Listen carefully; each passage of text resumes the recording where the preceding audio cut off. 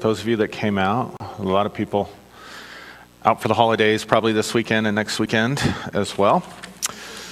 So it's hard to believe that 2019 is almost over, huh? I mean, this year has gone so super fast. It's just unbelievable to me. So, how's everybody feeling? Good? So, in December, the last 2 weeks, we're having service at 10 a.m. And we'll probably stick with just one service at 10 a.m. going forward after that in January. So hopefully that doesn't mess anybody up that likes coming early. But it'll make life a lot easier on the rest of us. So that leads me to my topic this morning, which is stop victimizing yourself. Stop victimizing yourself. I want to just explore the idea of all the subtle ways that we victimize ourselves.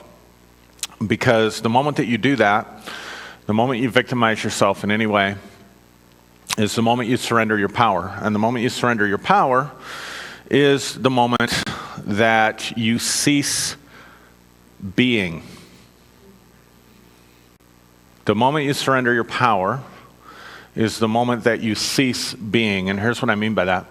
You become, like, to define being, I would define it as your ability to manifest and live your life as authentically as possible and as true to your higher, deeper self as possible. Instead of that, what most of us end up doing, in fact, what all of us do, is we live sort of a pseudo hand-me-down kind of life where we respond to life more out of our mental and emotional conditioning and programming than we do live our life from a place of real spiritual, mental, and emotional freedom and empowerment, right?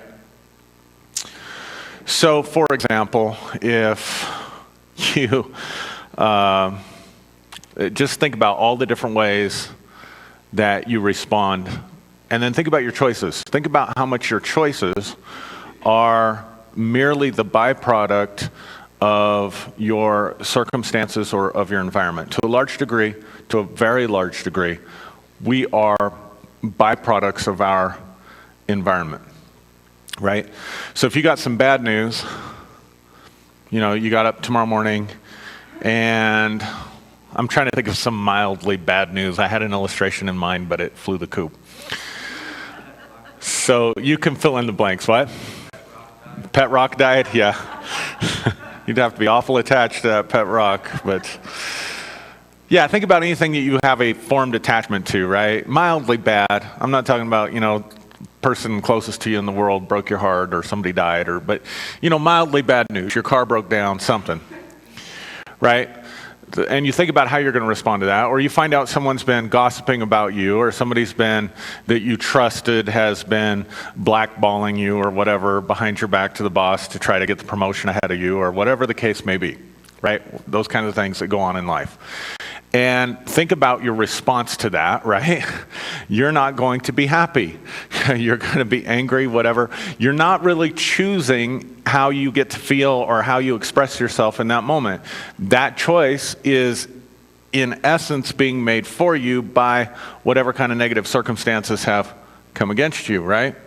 But let's say later that day, you go and you buy a lottery ticket or a Powerball ticket, and they have the drawing that night, and you find out, lo and behold, that you won the lottery.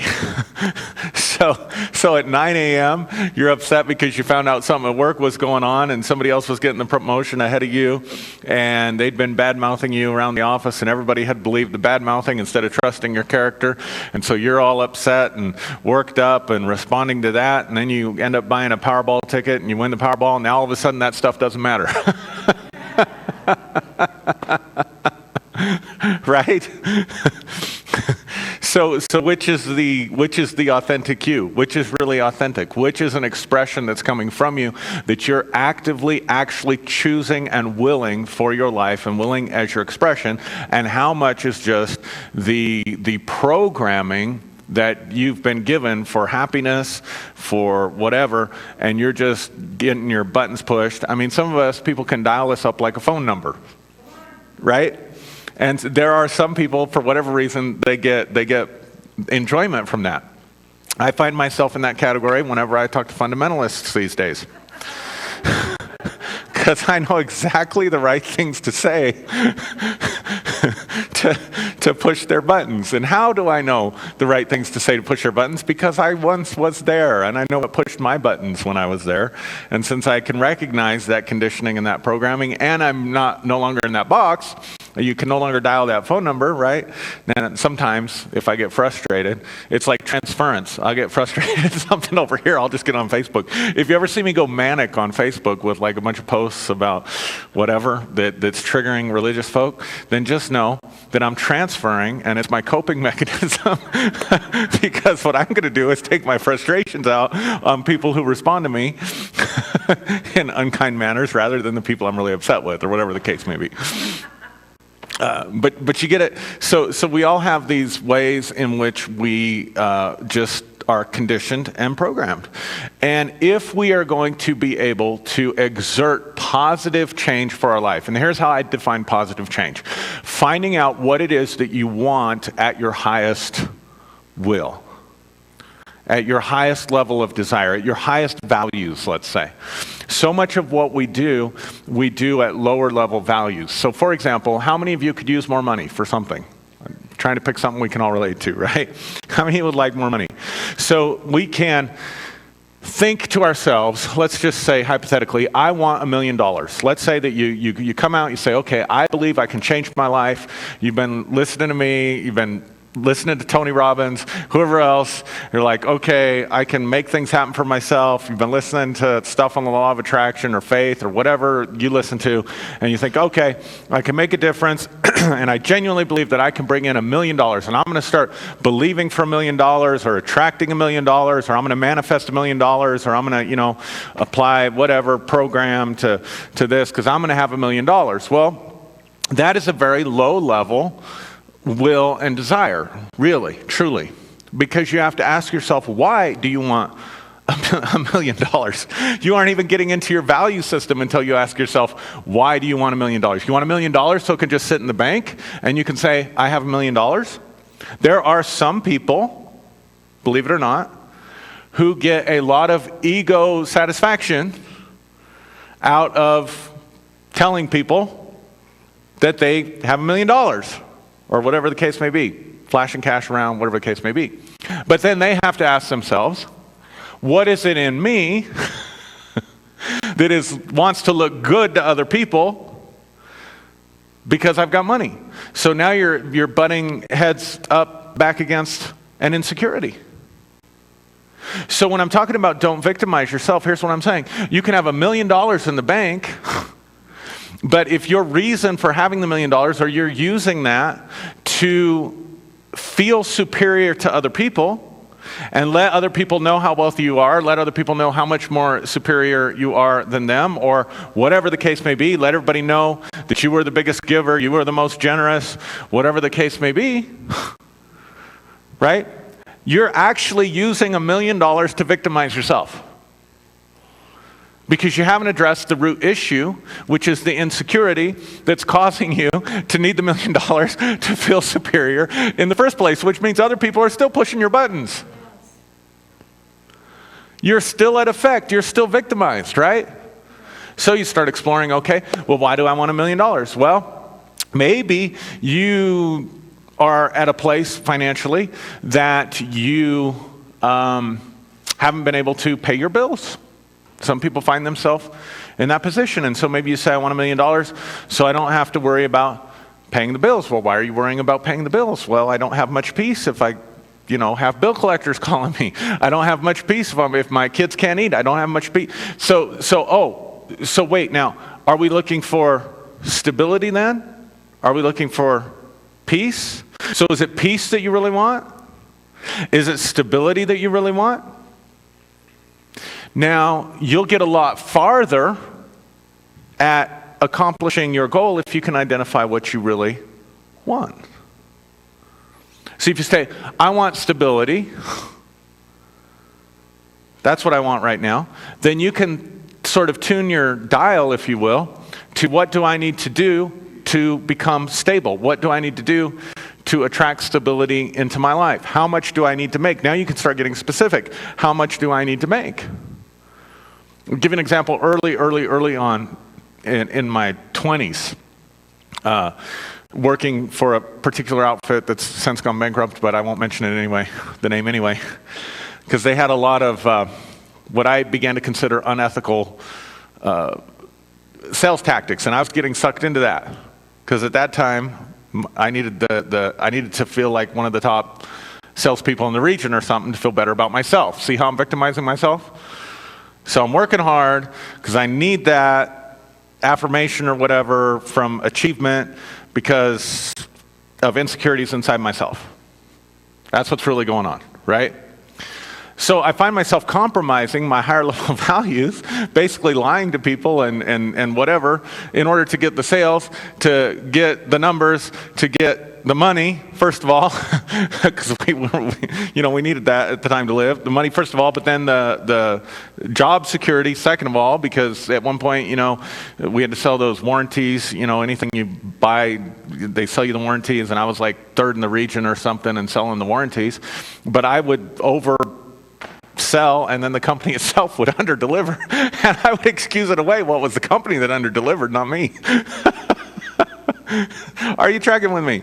So finally, I felt bad enough about it. Watch how my values and systems going. I felt bad enough about it that I said, I want a different job. I want to have the weekends off. I'm tired of working retail. For the love of God, I'm so glad that we didn't have to open on Thanksgiving back then. It was bad enough having to open at 5 a.m. on Black Friday. Like, you can't even enjoy your Thanksgiving. And I remember sitting there getting ready to go to bed thinking, I got to be up at 5 in the morning and deal with an angry mob with a Mongolian horde of people and vowed I will never go shopping on Black Friday. Now they're shopping at 4 o'clock, 6 o'clock, whatever it is on Thanksgiving. I'm like, my God, nothing's sacred. So I wanted to get out of that mess. So I identified what I wanted. I want to be able to be congruent. I want to be able to have a job that I feel good about instead of one I feel guilty about. See it? I want to be able to work basically banker's hours, 9 to 5, Monday through Friday. I need to make X amount of money. I figured out exactly how much I needed to make. And I could take a pay cut. I could step down in pay and still have the stability that I wanted. So I figured out X amount. You see how I'm filling in all the different details? Then I want to make sure there's room for growth and promotion and that kind of thing, right? And then I start putting it out there, put it up there before God, and then I just start believing I have received. Basically just doing what back then all I had was, Jesus said, whatever things you desire when you pray, believe you've received them and you shall have them. So I just wrote all that stuff down, and I would just give God thanks every day, showing appreciation, thankful that I already had the thing that I was wanting. So then, a couple weeks go by, in walks another person who has unmet needs, who's victimizing himself and doesn't even realize it because he's hitting on one of the ladies that we worked with, and that's a story all.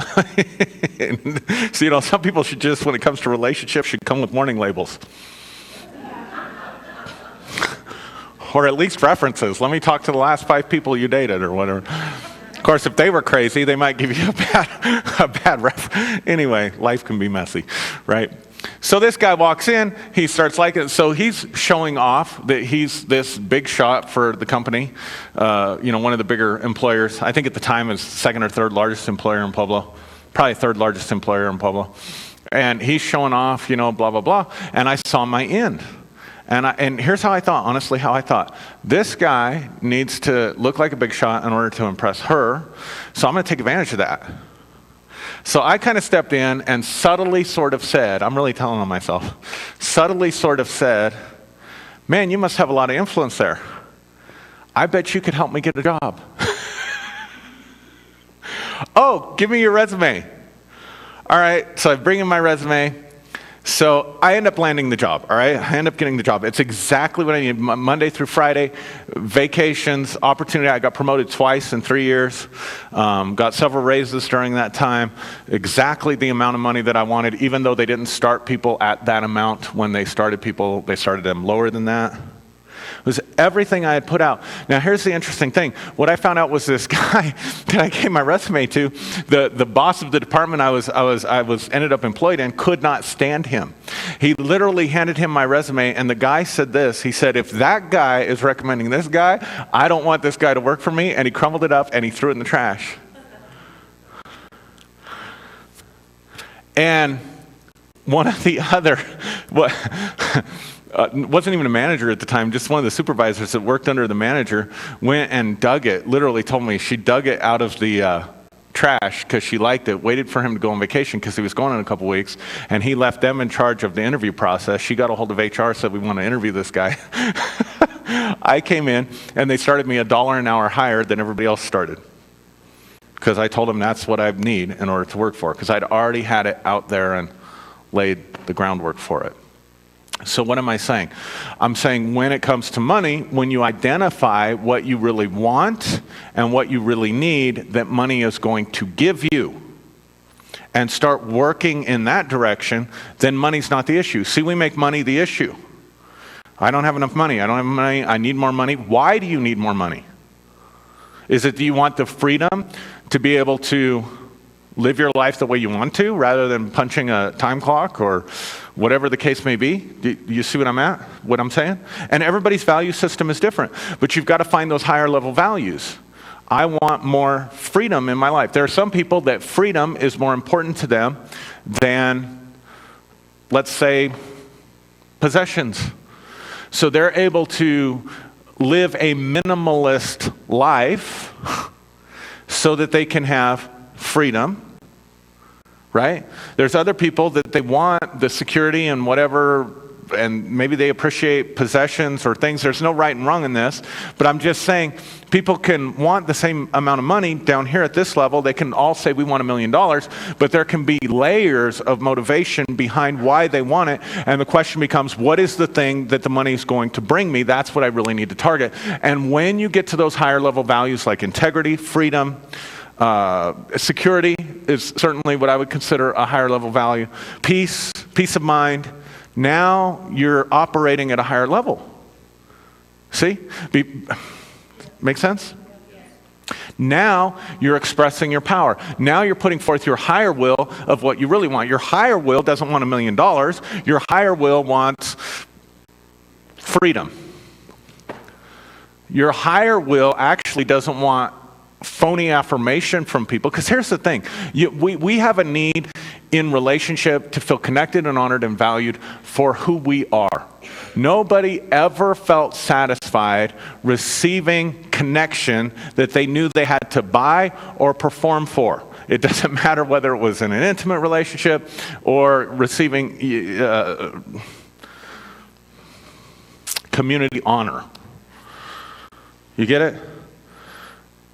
So again, that person who's stuck in that rut needs to explore, what are the insecurities that I have? What are the deeply seated insecurities in my mental and emotional programming that are causing me to be so needy that I keep returning for affirmation like a drug addict returning to his dealer?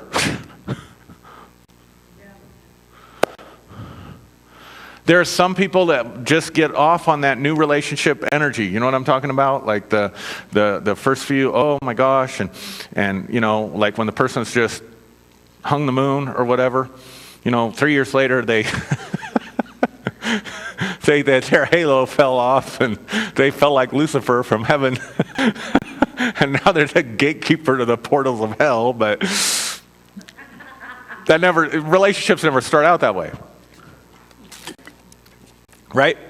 They always start out with, oh, you know, and so there's some people that they thrive on that, and they need to be told over and over and over again, you know, how wonderful they are or whatever, and so they go from relationship to relationship to relationship. Why? Because they're looking for that, but what's the underlying need that is being met? And until you can identify those things, what's the underlying need and the higher level value? Until you can start identifying those things within yourself, you will go around continually victimizing yourself. How do you know you're victimizing yourself? Whenever you become the effect instead of the cause in your life. Whatever you cannot take responsibility for, whatever you blame other people for, blaming other people, even blaming yourself, is one of the biggest ways that we continually victimize ourselves. Because every time I'm blaming someone else, what I'm actually doing is saying they're more powerful than I am. If I really had the power to manifest the desires that I want, if I really had the power to manifest my authentic life, then it wouldn't matter what they did. But if I can't have my authentic voice, if I can't have my authentic place, if I can't make choices for myself, if I can't manifest the person that I want to be and have the life that I want to have because of you or someone else, what I am saying to myself every single time is, you are more powerful than me. You have the power to stop me. You are so powerful that you have the power to stop me from being true and authentic to who I am. And then that leads into all kinds of different power games, right? Because we don't understand that power comes from here. Listen, if you have a divine spark inside of you, if you came here with a purpose and a mission, it doesn't matter who you were born to. It doesn't matter your socioeconomic, doesn't matter your race, doesn't matter your sexual orientation, doesn't matter any of that stuff. Because if you have a spiritual connection and you believe that you are a spirit, that you are an aspect of God, of God's self that came into this world for a purpose, for a destiny, for a reason.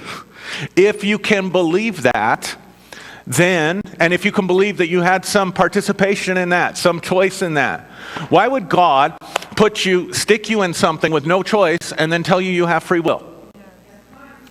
Why would he give you no choice over your gender, no choice over your color, no choice over the color of your skin, no choice over your sexual orientation, no choice over all these different things, and then we tell you, oh, you have free will and you get to choose? I mean, how messed up is that? So what if you had a higher level of spiritual meaning that says, I actually chose this? And if you can believe then in anything supernatural, anything supernatural. See, to me, that guy walking in, after I put that out there, that guy walking in to the retail store,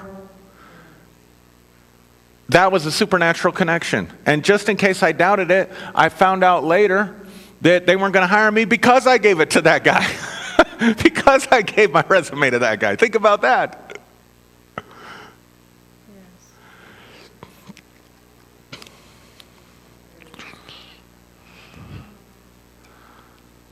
So many different ways. When we take ourselves out of being victimized, we raise our vibration and we can get results. Give you a couple more examples. When I was working that job, I put in for a promotion. And you ever put in for a promotion, maybe this has never happened to you, but have you ever put in for a promotion and the person you feel is the least qualified ends up getting the promotion instead of you? Like it'd be okay, like let's say 5 people applied for that job. It'd have been okay if me or 2 other people had gotten it. But when the person that you esteem at the bottom of the list gets it, and in your mind they get it because they're an ass kisser. That makes it worse, right? And that's kind of what happened to me. And I remember just sitting there like angry and mad. What am I doing? I'm victimizing myself. And I thought, but I still have to work with this person. And at that time I had this, more respect for authority. I was still in my 20s. I did. That's just the honest God truth. I have more respect for authority. And so I thought, well, and Bible says whatever it says about authority. And so I was probably taking the spiritual authority class at the church at the time. And I thought, well, I got to submit. And I just remember writing out this email, glad you got the job.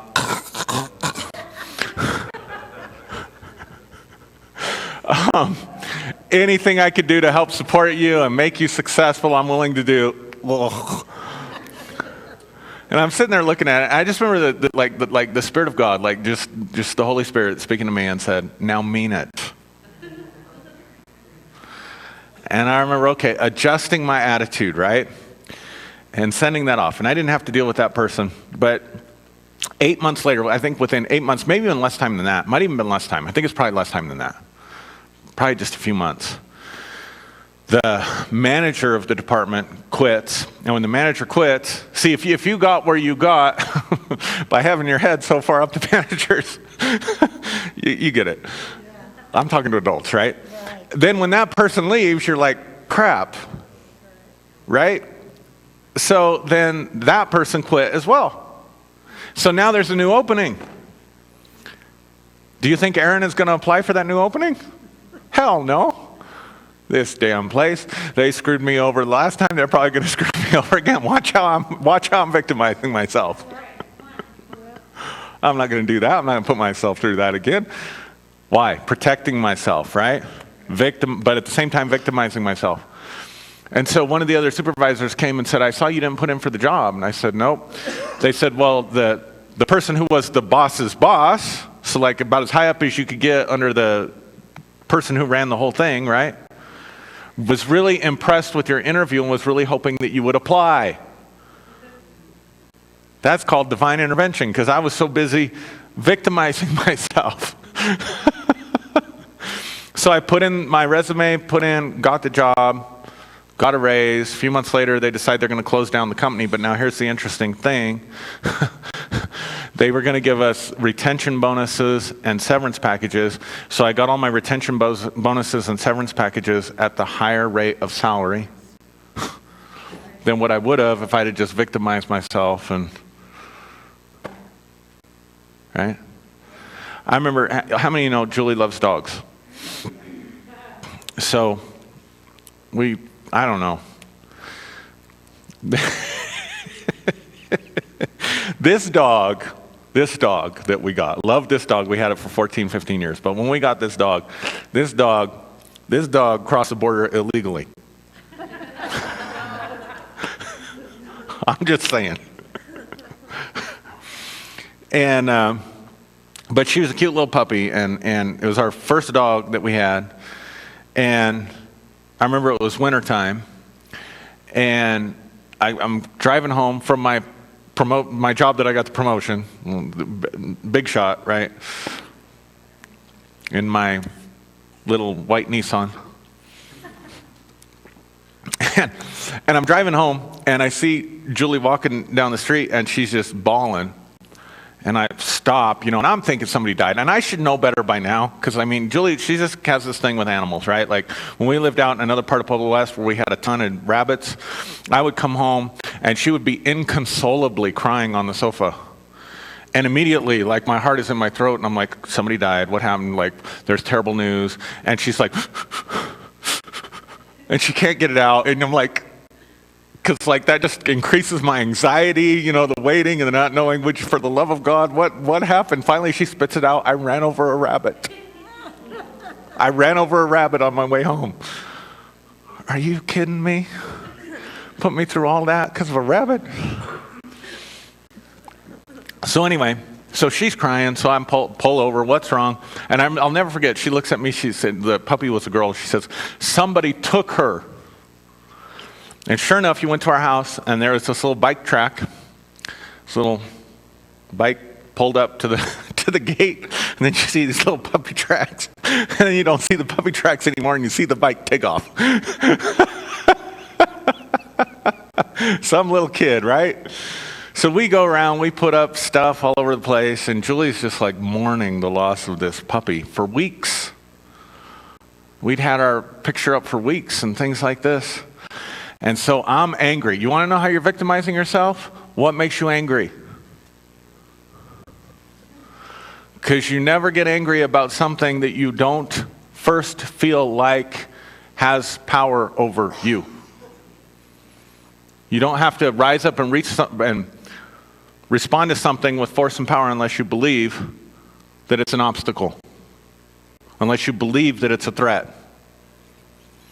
So whenever you find yourself getting angry, you need to ask yourself, what are you really afraid of? Because that's really the question. Question isn't what are you angry about, what did the other person do, and all that stuff. The deeper, better question is, what are you really afraid of? Because then you start uncovering those deeper levels of programming that are messing you up. Got it? So we're victims of a crime, right? So I'm sitting here bawling to God, not really bawling, but I'm like, and that, you know, and because I believed in, you know, I was tenacious, especially back then. I was like, you know, you know, that was back in those faith days. I am a son or child of God. I have rights, bless God. I'm going to exercise my rights. And the scripture says if something's stolen, that you can claim it back. And I'm going to go into the enemy's camp and take back what he stole from me. Remember all that stuff? I mean, talk about a victimizing song. I remember that one. I'm going to go to the enemy's camp and take back what he stole from me. And we're just singing away. Then all we're doing is singing victim songs, victimizing ourselves to the enemy. And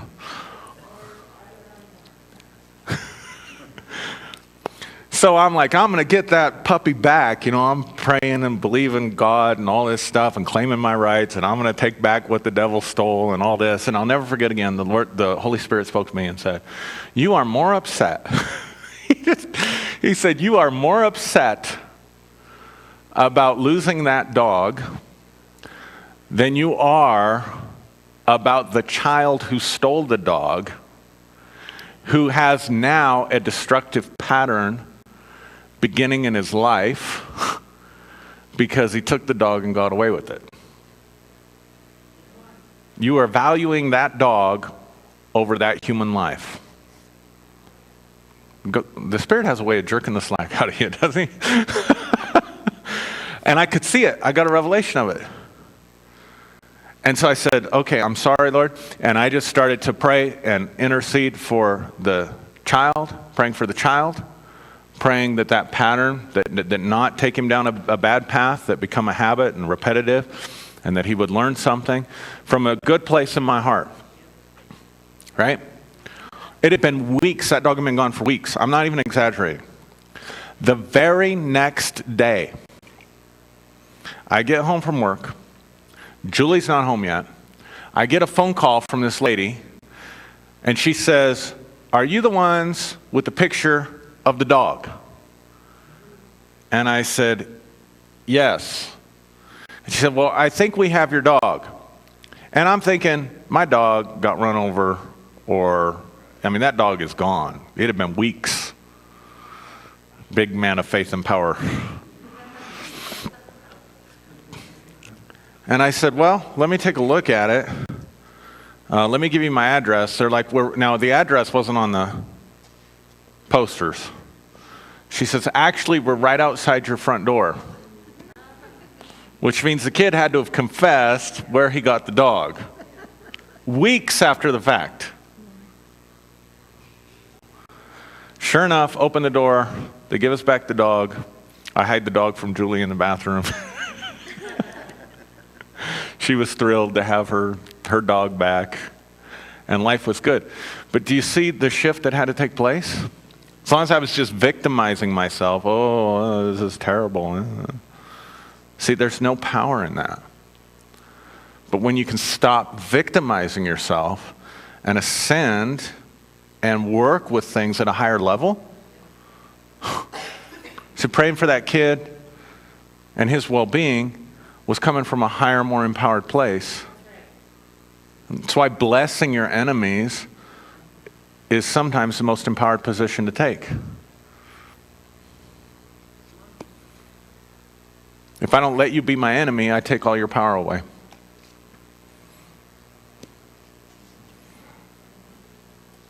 Now, do it from a place of strength, though. So many people are just turning the other cheek and being meek and whatever from a place of weakness because they're afraid of confrontation or they're codependent or whatever. I'm not talking about that. I'm talking about getting even higher than that, where you're doing something from your highest will and from a place of strength. Make sense to you? When you do that, it's like It's like God puts keys in your hands, and you can open doors and open opportunities and open possibilities for yourself that you weren't able to ever do before. But none of that becomes possible if you aren't willing to examine honestly and without judgment your own emotional programming. You will never get to your highest values if you value judge it based on your conditioning. And this is where I'll close. This is why suspending judgment, it really is important. It's a key to everything. As long as you're judging things as right, wrong, good, bad, whatever, you're messing yourself up. Because that in and of itself is a form of social programming. That in and of itself is a form of brainwashing. And you'll never be able to look at the patterns. The person who needs to use money or status or whatever to temporarily numb the pain of the insecurities that they're carrying in their heart, as long as they're living under judgment, will never be able to see that pattern in their life. Because they won't allow themselves to see it, because it's bad or wrong. And so when they say it's bad or wrong, they actually send a message from their conscious mind, conscious programming, to the subconscious programming that says, we don't want to look at that. So your mind will offer you all kinds of alternatives.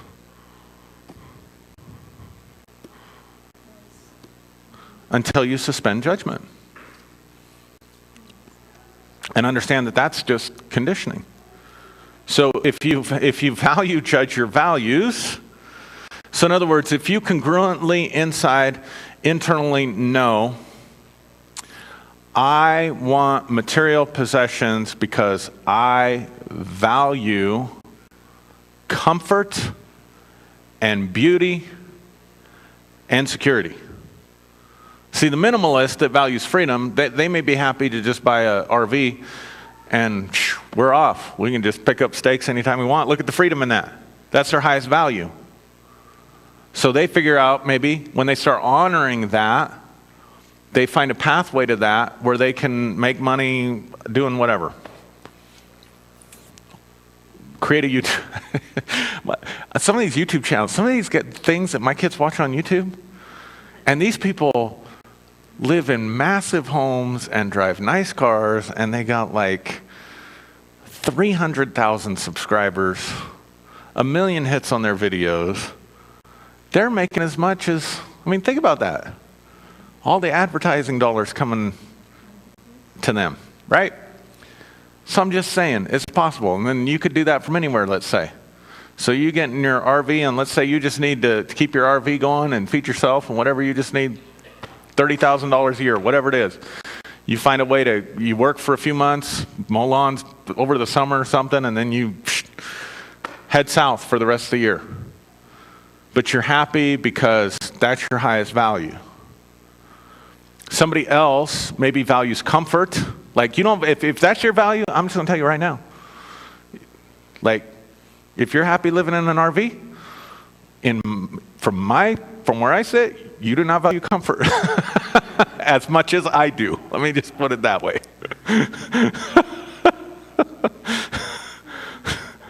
Got it? But let's say you want material things because you value comfort, you value beauty, you want to be able to buy nice stuff, you want to be able to wear nice stuff, and that's your value. Don't judge it as bad because it's materialistic. And don't judge the guy in the RV because he values freedom. It's just different. But as long as you're layering everything with your judgments, because every time you judge yourself, guess what you do? Guess what you do? You victimize yourself. You put yourself in a position of weakness. And you deny yourself your authentic expression of who you really are and who you really want to be in that moment. So do some digging, do some internal examining but do it from a place of not judging. Do it from a place of curiosity. Do it from a place of compassion. Do it from a place of, as best you can, feeling secure in the moment while you're doing it, realizing we all have crap. We all have insecurities. We all have traumas. We all have a shadow that wants to maim and hurt and kill at certain times and whatever else. And quit judging all that stuff. Honor how you're really feeling in the totality of your being, and then try to exalt those energies to their highest expressions, consistent with your highest values. Probably if you feel like murdering that coworker, you value your freedom. You value a clear conscience. You value not having revenge in the next world or whatever. I mean, wouldn't that be awful if you killed somebody and then you died and there they were waiting for you? And they'd had all these years to master that world, and you're a stranger and you're expecting to meet grandma and there's your victim. Go read some Edgar Allan Poe. That'll straighten you out.